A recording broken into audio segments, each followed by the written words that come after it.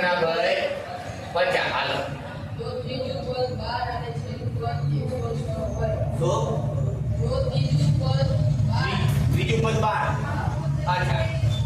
એ સાંભળો ત્રીજું પદ 12 એટલે a 2d લખાય બીજા પદને બીજા પદનો જવાબ શું છે 12 એમ ને હા અને છેલ્લું પદ 106 હોય છેલ્લું પદ એટલે શું an કેટલા 106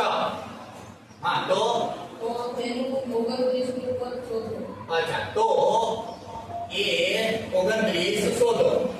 કોઈને બી ગણવાનું નથી હું કહું પછી આપણે શાંતિથી ગણજો ત્યાં સુધી તમને સમજાવું કે આમાં શું શોધવું પડશે આપણે 29 નું પદ શોધવા માટે તો કોઈ પણ શ્રેણીમાં d હોવો જરૂરી છે જો આમાં d છે a હોવો જરૂરી છે a છે એનું પદ છે નથી તો a અને d વગર કોઈ પદ મળે નહીં તો સૌથી પહેલા તમારે જે માહિતી આપી છે એનો અભ્યાસ કરવાનો કે આ માહિતીનો ઉપયોગ કરી શું મેળવી શકાય એવું છે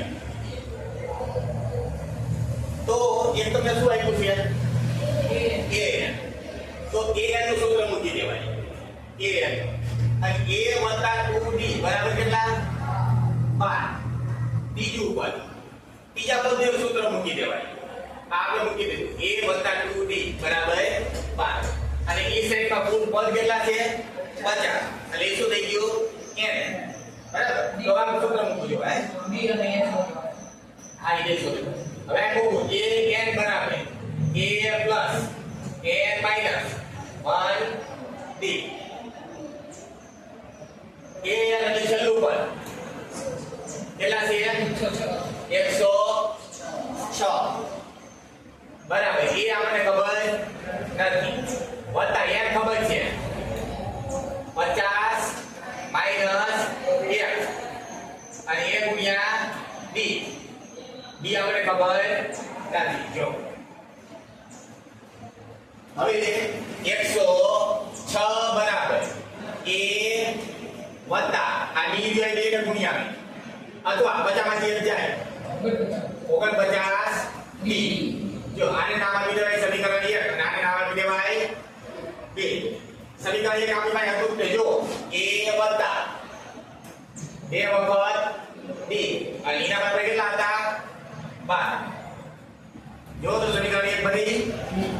આ સમીકરણ 2 બની ગયું હવે આમાંથી આપણે સરખાવીએ નિશાનીઓ ફેરવીએ બધાની આ માઈનસ એનો લોપ થઈ ગયો બરાબર 106 માંથી 12 જાય એટલે 6 અને 6 બીજા એટલે 94 એના બરાબર 49 ડી માંથી 2 વખત ડી જાય 47 ડી બચ્યા 47 ડી બરાબર 94 હવે 94 ના છેદમાં 47 બરાબર કોણ બચે ડી 47 દુ 94 માટે ડી બરાબર શું મળ્યું હવે આગળ સ્ટેપ તો તમને ખબર છે ડી જોઈ 12 બરાબર a વત્તા 2d 12 ના 12 બરાબર a વત્તા 2 વખત 2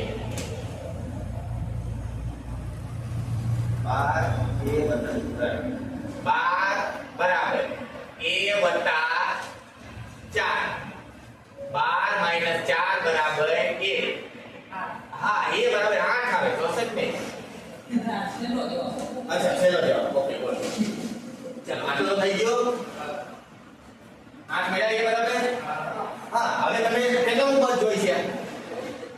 કેટલા પદ કીધું છે 29 નું પદ એટલે શું લખાય એ 29 એટલે શું a વત્તા કેટલા d 28 d હા આમાં મૂકી દો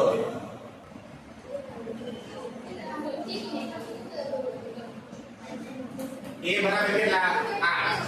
વત્તા 28 ના 28 b બરાબર કેટલા મળ્યા હતા 2 બરાબર છે તો 8 વત્તા 28 દુ 56 વત્તા 8 64 લો માટે લખ્યા માટે આ શ્રેણીનું 29મું પદ 64 આથી આ શ્રેણી 29મું પદ 64